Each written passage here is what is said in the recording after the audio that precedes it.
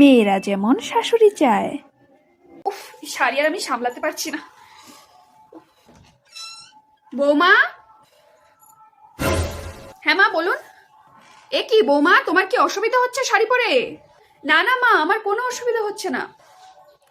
আরে দেখো, তোমার যদি শাড়ি পরে অসুবিধা হয় তাহলে তোমার যেটা পরে আরাম লাগে তুমি সেটাই পরো।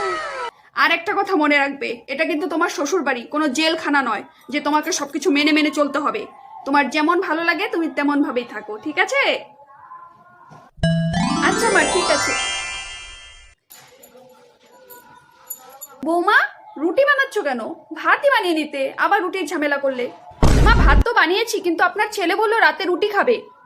বাবু তোমাকে রুটি বানাতে বলেছে? বাবু তো বিয়ের আগে তো রাতে রুটি খাওয়ার ইচ্ছে হলে দোকান থেকে কিনে আনতো। কেন গো বৌমা, তুমি কি এবারের কাজের মেয়ে যে তোমাকে সবার কথা শুনে শুনে চলতে হবে? না না মা, আমার কোনো অসুবিধা হচ্ছে না, আমি পারবো।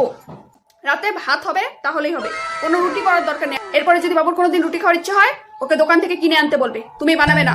ঠিক আছে মা। আর আমি বাবুকে দেখছি, ওর এত বড় সাহস, কাজের মেয়ে পেয়েছে না।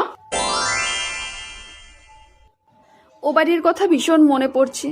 কি জানি ওরা এখন কি করছে। বাবা কি সময় মতো ওষুধটা খেয়েছিল? বৌমা, হ্যাঁ মা বলুন, কিছু বলছিলেন? কি ভাবছো তুমি? না না, কোনো কিছু না, এমনিই দাঁড়িয়ে আছি।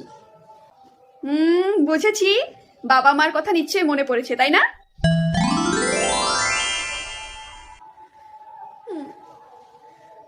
বাবা মার কথা যদি মনে পড়ছে এখানে দাঁড়িয়ে থাকলে হবে? বিকেলে বাবুকে নিয়ে যাও, মা বাবার সাথে দেখা করে আসো। আচ্ছা মা, ঠিক আছে।